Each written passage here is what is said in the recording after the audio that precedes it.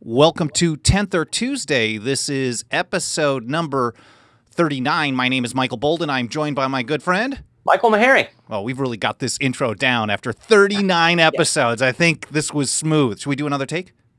No, this is good. I like it. Well, today, Mike, we are on day 558 that the GOP, which controls the presidency, both branches, all three branches of the federal government. I mean, really, right? Right. Would you say? I mean, I would say with the Supreme Court, too. All of it. Gorsuch, however you say that dude's name. Gorsuch, yeah. Gorsuch, and then on top of it, the majority of state legislatures, I think it's like 30 plus state legislatures. And governors. 558 days that the GOP has failed to get rid of Obamacare, gun control, because there's tons of gun control measures on the books going back to 1934, 1968, 86, and more. They certainly have not gotten rid of mass warrantless surveillance by extending the Patriot Act another 6 years, and they expanded it too. Is that the way you describe it? I think so. And then you had the extension of FISA, which also kind of expanded some of that, kind of behind the scenes. So things have gotten worse, and now we've just learned through a report from the Boston Globe just yesterday, I believe, about a program that has been running. And see, this is the interesting thing.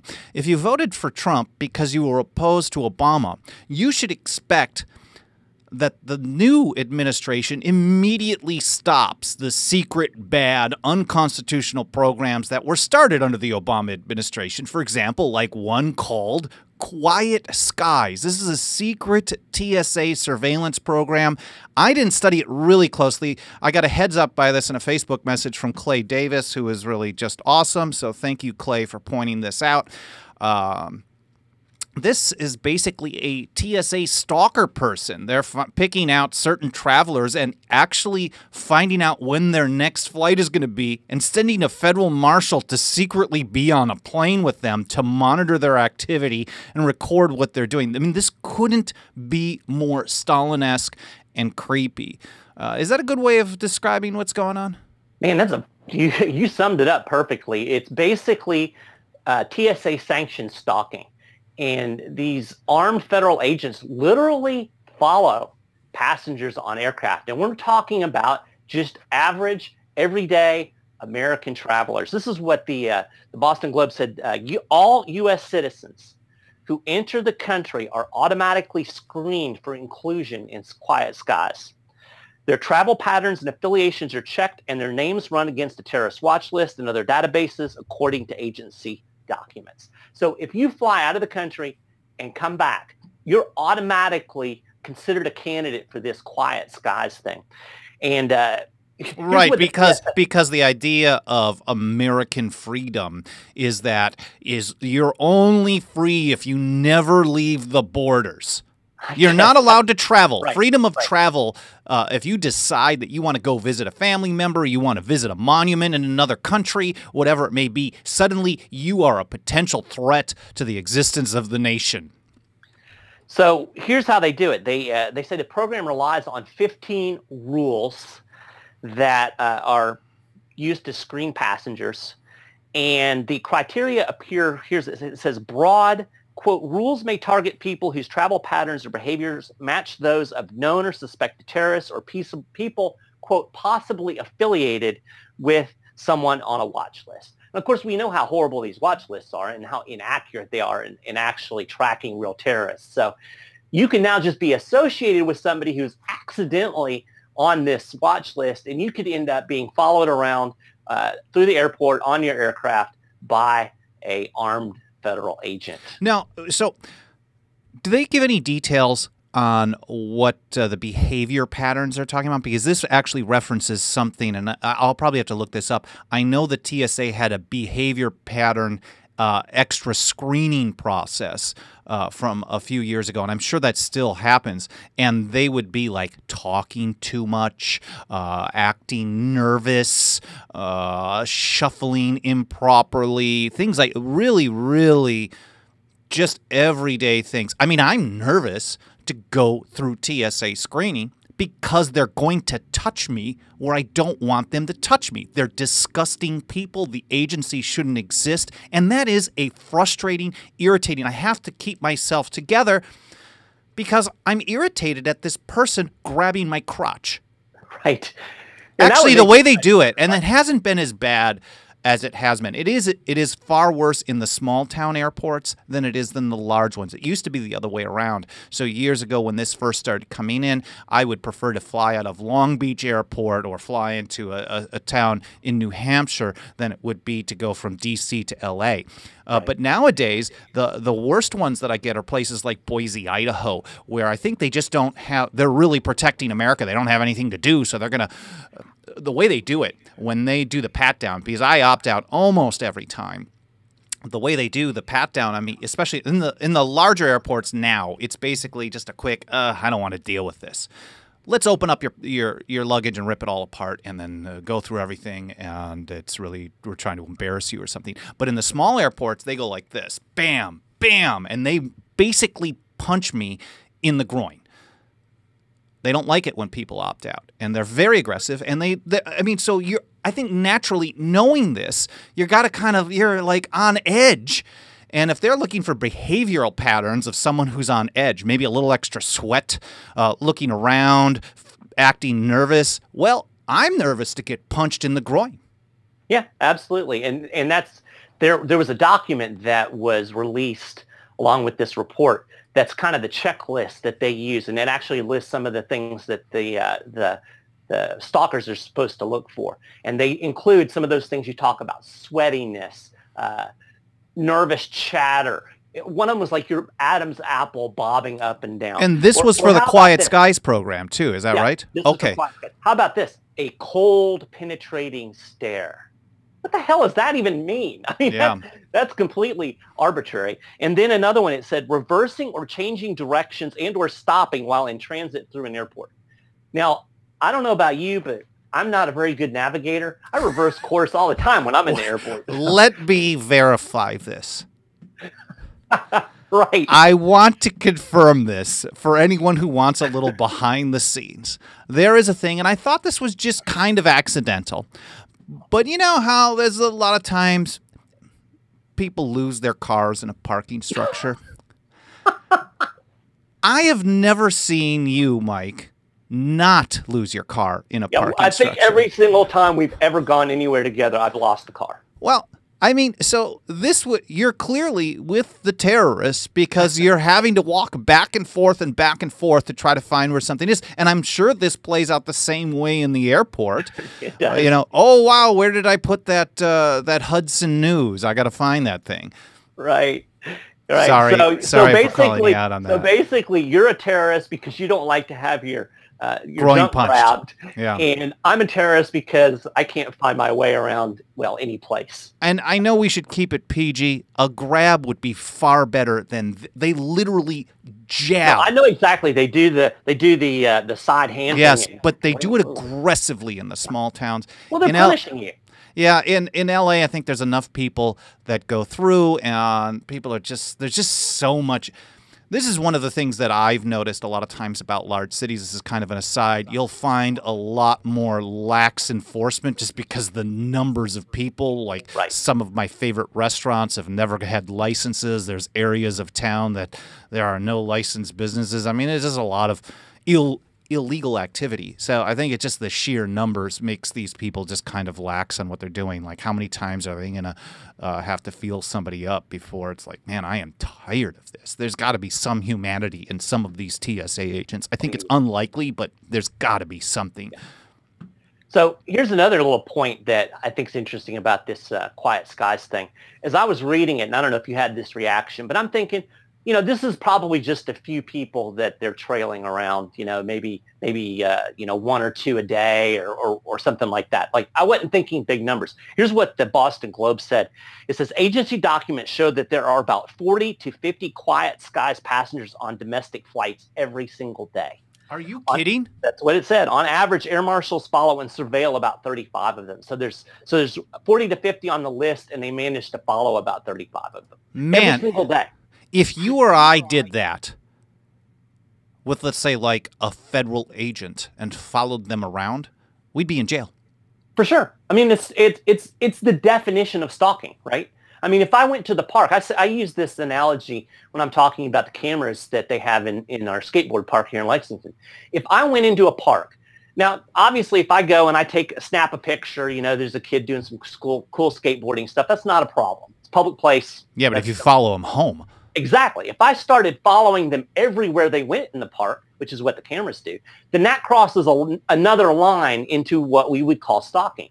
And this behavior that the TSA is engaging in is clearly stalking behavior. If you or I did it, or any of our listeners, watchers, would do that same type of thing, they would end up in jail with a restraining order. I wonder if we could take out a restraining order on the TSA. We should try that. No. Yeah, that's... No one's going to enforce that one, but yeah, TSA shouldn't exist. They are nasty. So this has been going since 2010. It started in the Obama administration. It's really nasty. If the Trump administration cared about the Constitution or your liberty, it would just stop it immediately. Unfortunately, the administration, its minions, and its mouthpieces, including people in the general public who support it no matter what it does, will just make excuses as to why it'll have to continue. That's very unfortunate. We don't agree with any of them. There is zero reason, no excuse whatsoever at all for this to exist. You can blame it on terrorists. You can blame it on illegal immigrants. You can talk about protecting America. This is not how it's done. You can protect America. The only way to actually protect America is by following the Constitution, because that's what the country is supposed to be based on, is more freedom. And without that, you are actually attacking America by violating the Constitution. So that needs to end. Absolutely. It won't. It will probably get worse. We're going to have to look. And Clay was asking me, he said, hey, is there any way that we can push back on this? And I mean, I guess we're going to have to look at it closer, but he had done a little digging on it, and I think there was some kind of agreement signed in a bunch of states to have something go on. I don't know. I'll just have to look into it closer. Clay, thanks for the heads up on this. It's really nasty stuff. We're going to post a link to that, of course, in the show notes. And I added here in our notes, Mike, that this is similar to the ALPR, the license plate tracking program that was revealed while Obama was in office, that started under the Bush administration. This is where the DEA has been collecting information from automated license plate readers, ALPRs, that are primarily operated by state or local governments. And then they feed all the information to the DEA, and had been tracking millions of people for the crime of driving. Again, your right to travel doesn't exist. I mean, we have a right to travel. It's just impeded and violated by government at all times. Just in another way, just getting in a car means you're a suspect to the DEA, and they are monitoring a lot of people's whereabouts. Not just a lot, just whoever they can get access to. They aren't even as discerning as the TSA coming up with a list of people who are sweating. They are just with the ALPR program. They're literally saying if you get into a car and we get a picture, if you're in a location that takes pictures, red light cameras, a fast track system, wherever they're taking pictures of license plates, we're going to track where you go. Yeah, a couple of things come to mind here. I was down on vacation a couple of weeks ago in Fernandina Beach, Florida, which is a really small town on an island. And I noticed that one of their police cruisers has ALPR cameras mounted on top of it. So this is a little bitty town that has this type of technology. And people have a tendency to think, well, it's not that big a deal. I don't really care. It's not going to affect me. There was a story not too long ago about a guy who actually had his house raided by SWAT because an ALPR picked up his license plate at a grow shop, so a place where they sell like grow lights and that type of thing. And they suspected that because he was at this shop and bought some stuff that he was probably growing marijuana. So they raided his house. SWAT came in, guns drawn, terrorized his family. Turns out the dude was growing tomatoes. So, this has real impact on real people. And it just drives me crazy when you get this, well, if you don't have anything to hide, you don't have anything to worry about. Well, that guy didn't have anything to hide. And yet he still ended up looking down the gun of some goon in a police uniform. Yeah, if you don't have anything to hide, you have nothing to fear. I don't care if they spy on me, is the argument of a slave. No, actually, slaves had more backbone. They just recognized, I think slaves recognized that the violence that was being used, and sometimes you're beat into submission. That doesn't mean you agree with your slave master. Actually, if you don't have anything to hide, you have nothing to fear from someone who has the freedom to make choices about it, is actually worse. You're volunteering to give up your rights. These people are the enemy of everything that we should be standing for. Those people are the ones that empower the badness. Government can't do what it does without the support of a lot of people. And there are a lot of people who take this position, and they are the biggest problems. Not that I think they need to be rounded up or anything like that. I think it's important to try to do some education. And there's some people who are simply unreachable. And I know, Mike, you and I talk about this pretty regularly about how some people are just simply unreachable. I guess we should probably get back to that in a few minutes. But more on the surveillance, this Stalker state. I want to get an update on what's going on with your. Okay, this is how I put it. Mike Maharrey filed an open records request on some local surveillance in Lexington, Kentucky. This, for those of you who have not been following along. The government sued him to shut up, but he didn't. And now he's gone through a few rounds in court. 2 rounds or 3 now? So we've gone through 1 round at the Attorney General level, and then 2 rounds in court. So okay, so give us the latest update. You just had another level happen in the last week or 2, right? Right. So you summed it up perfectly. Basically, the city of Lexington has 29 mobile surveillance cameras. We don't know what the hell a mobile surveillance camera is because they won't tell us. And the reason they say they can't tell us is because if they do, it's going to jeopardize officer safety. Not only in Lexington, but as I found out in the most recent court hearing, it could jeopardize officer safety throughout the entire United States. So these are some pretty awesome cameras that they've got apparently. Now, of course, I like the way the ALCU put it. In a blog post that they just put out yesterday. They said that the police department's assertions were preposterous, and that's absolutely correct. And so they sued me to keep these records secret after they lost at the Attorney General level, which is the first place you go to appeal.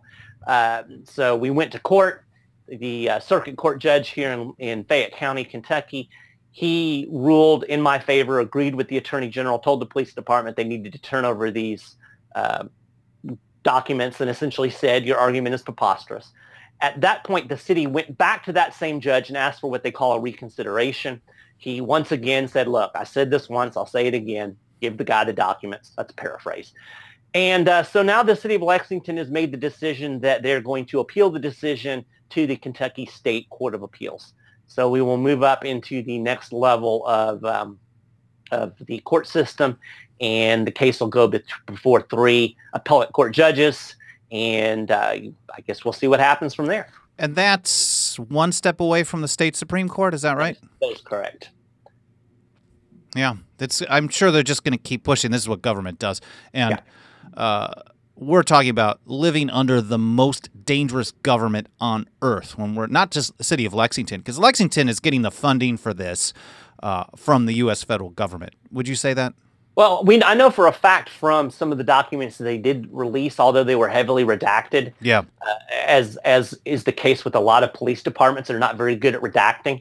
So, they're not. Government isn't really good at anything other than using overwhelming numbers and in money and personnel to punch people in the face. Right.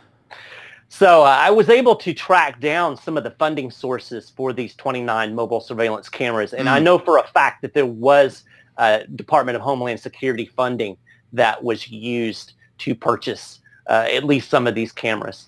And that's probably why the county government is saying that just following the procedure, requiring a warrant before people are spied on, rather than just doing broad surveillance of everyone for going to a skate park where it's probably just a bunch of teenagers, probably not. At least from my view, that local park of yours that started this whole thing where you saw those cameras, Mike, is empty. Oh, no, it's actually not empty. I mean, to me it is. Compared to a local park here in downtown Los Angeles, I mean, what do you get? Maybe a dozen people in there at any given time?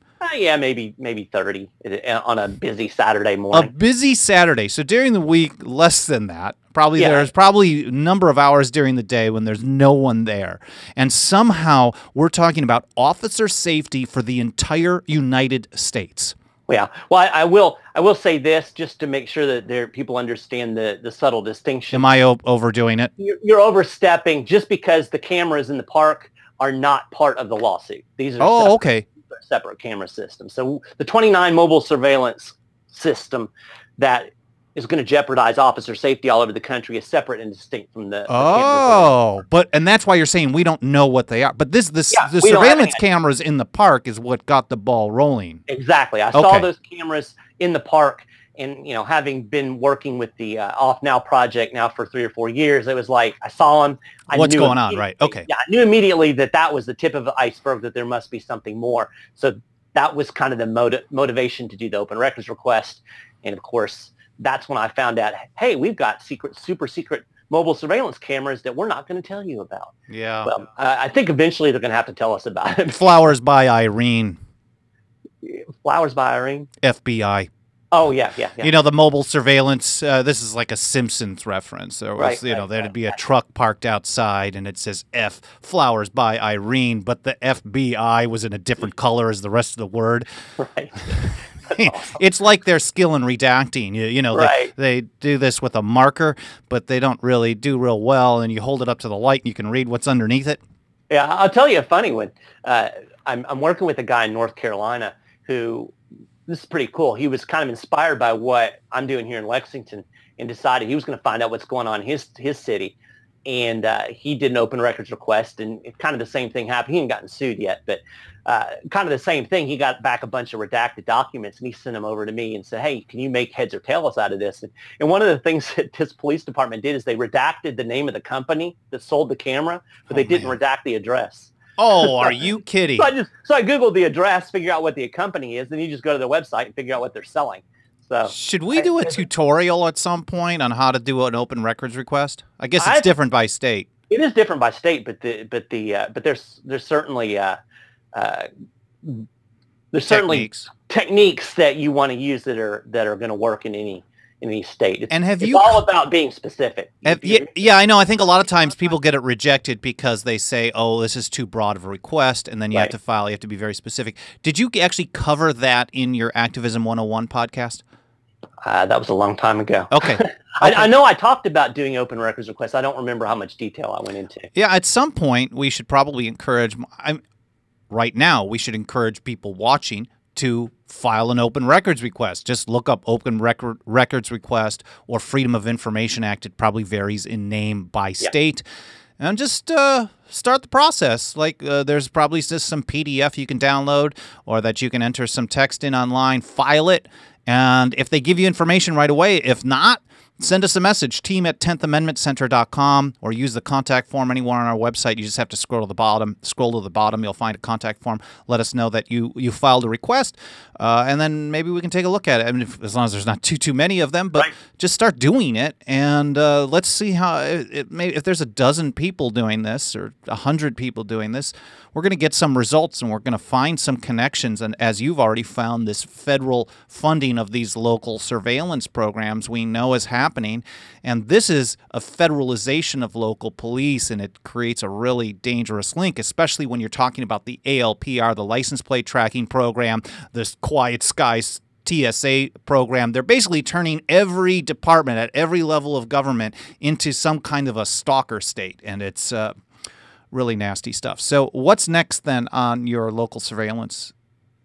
Well, we're really pushing hard right now to use this and the publicity that the lawsuit has brought to get some legislative action done at our city council. And that was the goal from the beginning. That's why I started an organization called See You Watching Lexington, which is just basically a loose coalition of folks here in Lexington who care about this issue. And what we're really trying to do is get an ordinance passed here in the city that would be a first step that would require council approval of a surveillance plan before any government agency can get a camera or an ALPR or a Stingray or any of these surveillance technologies. So instead of having this conversation now, like we're doing with these cameras after the fact. We would have the conversation before the police department ever got them. It would give the community a chance to weigh in, possibly stop some of the more obtrusive surveillance equipment from being purchased ever in the first place.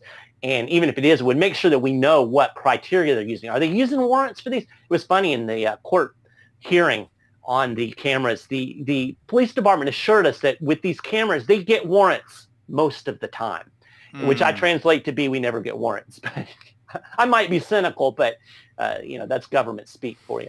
Yeah, I don't think they get warrants for almost anything. I mean, every now and then it's maybe a procedural thing, but a lot of times they're not, or they're getting information from a federal agency that's been passed to the feds through a fusion center from another jurisdiction, and then they're doing what's called parallel construction. They get the information illegally, and then they have to pretend that they followed the procedure after the fact. Like, this is really, really nasty stuff. And when I say Stalin-esque, I mean, if you think about it, this is what I mean.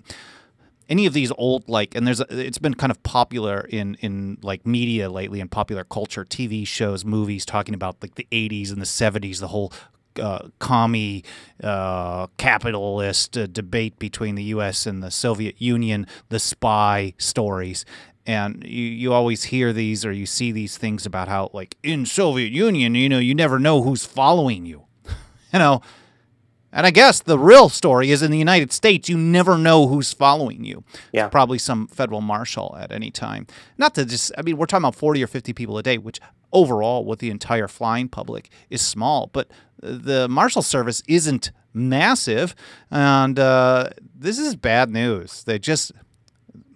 It's a bad precedent, and it's only going to grow. It's only going to become more intrusive. And, it was interesting. There was I think it was a New York Times article not too long ago talking about the surveillance state in China and the way they're using facial recognition and targeting people and following them everywhere. I mean, there's cameras on every street corner, just like we're seeing in some American cities. And, they're intentionally targeting various people, political dissidents, whatnot. That's what's happening here. We're maybe not quite as far down the road as the Chinese, or maybe we are. We don't know. And that's why it's so important to start shining a light on this stuff and doing these open records requests and pushing back even at the most local level, because when it's allowed, it's happening under the radar right now. And if we can get it above the radar, at least maybe some people will start paying attention to it. Because, I joke, well, it's not really a joke. I say this a lot when I do interviews on this subject. I say, Big Brother, the 1984, that novel, it was not an instruction manual. It was a warning, and we need to heed it because we're heading in that direction really fast. Yeah, and this type of stuff is actually worse than what was in 1984 because the technology is more advanced. So if we're talking about license plate readers that can get, 1,000 shots or images per minute, something like that. And then they're adding facial recognition to recognize even the passenger in the car. So it's not just who owns the vehicle or who rented it or whatever, but it's also who's joining them. I mean, this is really crazy. The fact that they're learning how to monitor people and identify them by their gait, the shape of their ear. I mean, this all sounds really sci-fi stuff. It's really, really nasty. So, okay, so we'll be giving more updates. You did an op-ed, an op-ed over at the what's the name of the paper? Kentucky.com. Lexington Herald Leader is the newspaper. What's a quick overview of that op-ed? Which is great because they actually published your column on this, talking about the surveillance issue. Well, it's been really good, and it kind of took a while.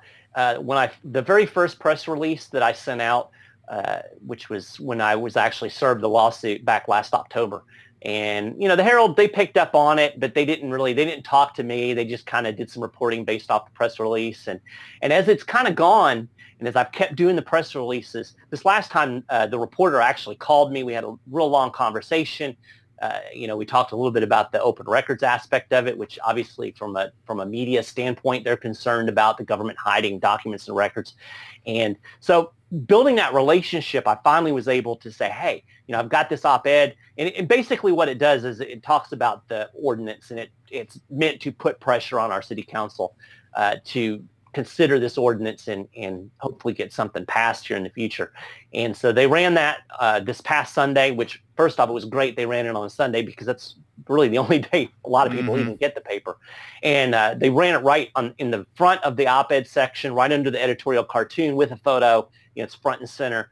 And you can not like newspapers. I know a lot of people are like, oh, man, media hacks and stuff, but there's still a lot of people, especially in policymaking positions, that care what their local newspaper says, and having that in there. And really, I feel like that the paper is supportive of what we're doing. They're going to try to be, unbiased. Well, they avoided it. They avoided it until you won that first round in court. Yeah. They even avoided it after the Attorney General sided with you before you got sued, or before you went to court, right? Right. I mean, like I said, they reported on it in a cursory way based on the. But once I won, the editorial board came in on board. Yeah. Okay. When I won the first round, the editorial board actually came out with an editorial piece from the paper that said called on the city to stop the lawsuit and quit wasting taxpayer money, was basically their message. And it's a good point. I mean, how long are we going to go? How much is it costing the city to fight me over these documents? It's well, really, it shows really how important it is to keep their activity secret. But if they have nothing to hide, they've got nothing to fear. That's right. Absolutely. So release those documents, City of Lexington. Man, you are really, really kicking butt on this, Mike. So keep at it, and best of luck going forward. And I just want to, I'm sure we could do like episode after episode on this, but I mentioned just before we got into this discussion about people, some people are just a lost cause. They're kind of dangerous on how they view things. They don't care. They're willing to give up their rights. And those, I think, that's the worst of the worst. The people that are just, government should just control all of us, basically. I don't care. I'm on team government. So, and that's really their view. So, or they're living their life in such fear. Like anyone who saw the Sacha Baron Cohen thing about Jason Spencer, the now former state rep from Georgia, who years ago actually did some good work to oppose Obamacare, but then was so weak and afraid of what the establishment would do to him, stopped. He got a good first step opposing Obamacare passed in Georgia. Then the establishment they threatened him, and he told us, he's like, oh man, I don't want to lose my seat. And so basically fear. So he stopped.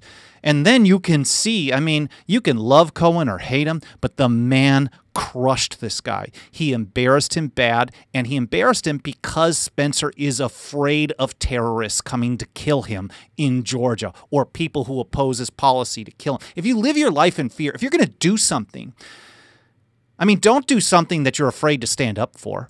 Just keep your mouth shut and walk lockstep with everybody else. But if you're going to have the courage to step forward, recognize that there's going to be consequences, and don't live your life like an idiot in fear, because it makes you do bad things. Now, not only does fear drive you to bad choices and bad decisions, but a bad constitutional foundation. There's a lot of people who just don't understand the way things are supposed to be. A lot of people will say, oh, well, the TSA exists to keep us safe, to protect us from terrorists. Well, if they understood the Constitution, they would actually be changing the argument, not that the TSA needs to be reformed, but that it should be eliminated. And you did a really interesting blog on this idea of bad foundations, how they lead to bad results, Mike. Yeah, it was based on an email that we got. Actually, it was interesting. It was off of an article that's a couple of years old on Federalist number 10. And, mind you, Mike, that article is consistently one of our best read ones. Google must place it pretty high in the SERPs, the search engine result pages, because we get a lot of people reading that article. Yeah, it's interesting. But this guy he took issue with the article, but the thrust of his argument for our sake here was that Trump is great. He cares about the Constitution, and he is following the principles of the founders. Well, okay, I'm sorry. I'm just going to jump in here. You wrote this article on Federalist 10, I think in 2015. Right, yeah. So I said 2-3 years ago. Let me just look. It was one of the first, because it was when we first started doing the Federalist, because that was 3 years ago. I just got to know. So this is what you do when, yeah, September 4th, 2015. The article isn't talking about Donald Trump. It has nothing to do with Donald Trump. It has nothing to do with it had nothing to do with Obama. It was literally just talking about James Madison's view on factions. And this is factions. The founders warned us about factions, people like basically kind of jumping into group one, group two, Republican Party, Democrat Party, and that's dangerous for liberty. But you made a case that maybe Madison's warning was right, but his solution was probably wrong because it hasn't played out like that. And this guy responds with, but Donald Trump. And I think this is just absurd because, well, I don't know. It's nuts. You run with this. Yeah, so his point is that Trump is so great because he, like I said, because he cares about the principles of the founders, and there's laissez faire. I think he actually used the word laissez faire and spelled it right too, which was good. And that he's following generally the principles of the founders.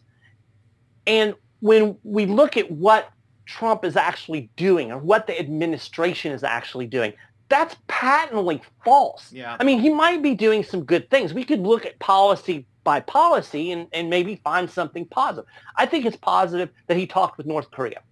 Now, people are going to argue with me about that, but I think that we can argue with them all day because they're wrong. Right.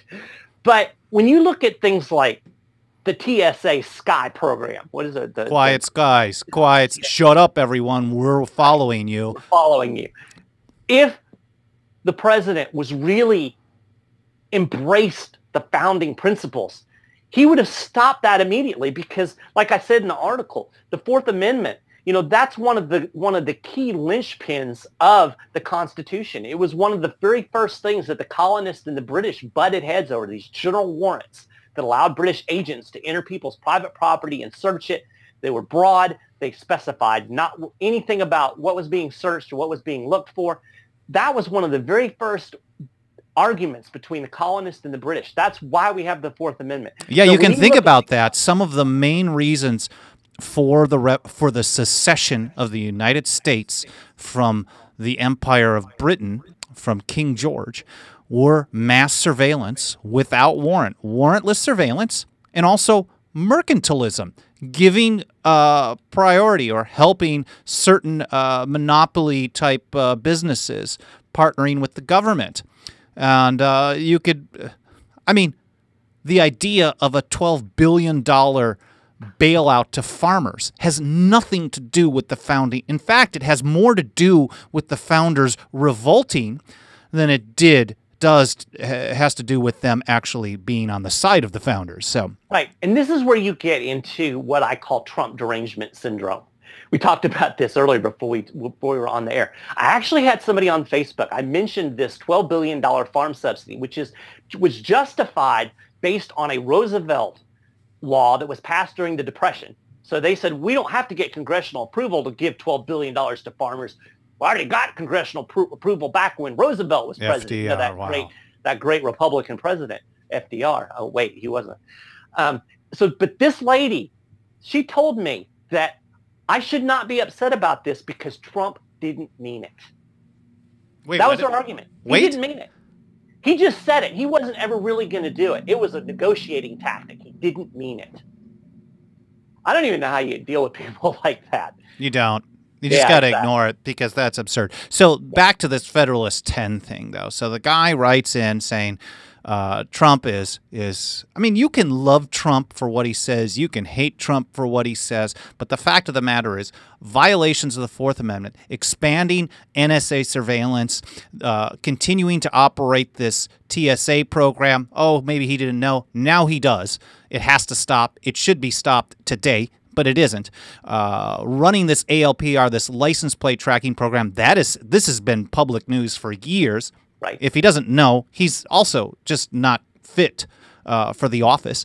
The surveillance programs have gotten significantly worse year after year. Bush was horrible. Obama was horrible-er. And now Trump is ramping it up over both of those guys. Yeah. So if you're just talking about what the founders did, this type of surveillance was unacceptable, not even close. So you cannot say, you can like some things that he does. I can't find much, personally. The meeting with North Korea I thought was positive. His expansion or his support of Jeff Sessions, who wants to ramp up the drug war in violation of the 10th Amendment, who wants to ramp up asset forfeiture, and then all this surveillance issue. And then we're not even getting into, but I'm going to talk about tomorrow on our new kind of almost daily program, Good Morning Liberty, at 9:30 a.m. Pacific. You like that plug? I'm going to talk about how the Trump administration, your report, Mike, on how they've also ramped up enforcement of federal gun laws. So things are bad across the board, and people don't like hearing this, but we're going to tell them more and more because the truth is more important than people thinking we're popular. Yeah. And here's what, here's the real message. It doesn't matter who is in the White House. We look at these things. We look at gun enforcement. We look at surveillance. We look at the number of bombs that are being dropped. We look at the federal debt. All of these things go up consistently, administration to administration, whether it's a Republican or a Democrat. If you are counting on some personality to come and save you and fix the federal government, then you're counting and depending on the wrong thing. The problem is the system is broken. You don't fix a broken down car by putting a new driver in the driver's seat. You got to fix the broken down car. We've got a broken down constitutional system.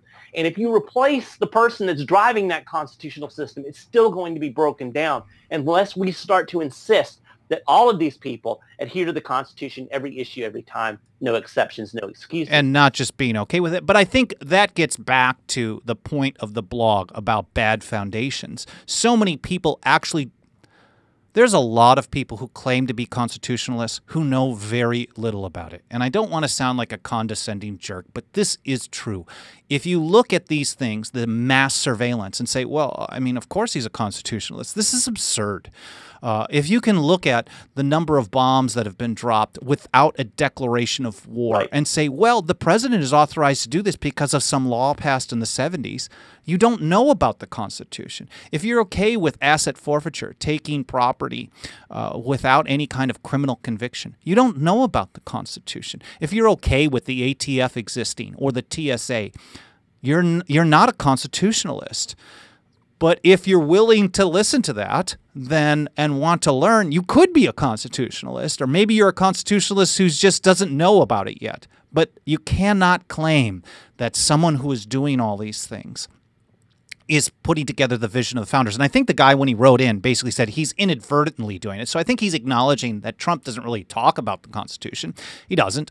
I mean, I don't know. It's really frustrating. It's frustrating, but it's important for us, and it reminds me how much more work we have to do. There's a lot of education that needs to happen on what the Constitution authorizes the federal government to do and what it doesn't. So here's what I can tell the listener or viewer out there right now. Avail yourself of the information that's out there. I mean, we're putting out tons of information. I have a Constitution 101 series on my own website that you can check out that has some of the basic clauses and what they mean. We've been running these types of things on our site. You can find a lot of articles by constitutional scholars like Rob Nadelson or Kevin Gutzman, and read these things. Too many people are getting their information from headlines and blurbs and memes on Facebook. And if you really want to understand the Constitution, you've got to do a little bit of reading. You got to dig beyond the meme because it's a little bit more complicated than that. So I just want to really encourage people, take a little bit of time and educate yourself, and then you can have a good constitutional foundation, and then you will be less likely to come up with bad views. Yeah, because when you don't understand the Constitution, then you're easily cheering on unconstitutional wars, unconstitutional surveillance, unconstitutional TSA, unconstitutional gun control, all these things. And it's important for people. I think it's more important. A lot of people will tell us, well, not a lot, but every time we point out unconstitutional actions, there's always somebody who says, yeah, but what's the point of this? The politicians are never going to listen. And that's not the point. We know politicians will never listen. They're bad. Even the good ones are often bad, and there are not many good ones, to be honest with you. We're not trying to educate politicians. We're trying to educate the general public so they stop supporting these bad politicians. Exactly. Because without support, without money, without backing, because you got to support this person over that person, whatever it is, then they have to change their tune. And most politicians are spineless idiots. They don't really know much. They're dumb. No. They're really not smart people, but they're slick. They're really, I mean, as far as like smart intellectually, a lot of them are just stupid. But as far as the Constitution goes, but they're really smart at marketing. They're really good at whipping people up into a fervor over one issue or another. And as long as that is what gets people to give them money, they're going to keep doing this. Yep. But if supporting liberty is what gets them money, then they're going to support liberty. Exactly. And, you know, these guys don't like pressure. So if people started to throw a fit, like if Trump supporters, if his legitimate supporters would actually get angry when he does something stupid, like suggest giving $12 billion subsidies to farmers, if his supporters would put that pressure on him, he would quit doing that kind of stupid stuff. Yeah. As James Madison called it in Federalist 46, right? He called it disquietude of the people. This is one part of a 4-step plan to stop federal programs. One of the most important things, and this is how you wrote about it, Mike, throwing a fit. The people have to throw a fit about these things. And it's not just the fit of the resistance movement, the Democrats, the newfound 10th Amendment supporters, which there are many now on the left on some issues. But it has to be from the base. If the base keeps supporting him and there's enough base to get people into office, then it's never going to change. The base is the part that needs the education and has to oppose the bad programs. So bad foundations leads to bad constitutional results, right? Absolutely. I don't have anything else to talk about today. I don't know. I think we've talked about a lot. We really appreciate you listening to us talk about all these things. Make sure you leave your thoughts in the comments. Let us know if you think we're stupid, we're irritating, you love us, hate us, whatever it may be. Or actually, if there's something interesting that you want us to cover, either a current event topic or something that has a constitutional tie-in, let us know in the comments. We'll be back sometime in the next 1 to 2 weeks. We're not really consistent on these, but as we have more information to share, we'll be back with the next episode of 10th or Tuesday, which is episode 40. And of course, if you support what we're doing, you want to hear more, we really need some financial backing. You can do that at 10thamendmentcenter.com/members, 10thamendmentcenter.com/members. And we are extremely grateful for the many people who are already doing this. Thank you so much for watching, and thanks for your support. We'll see you next time.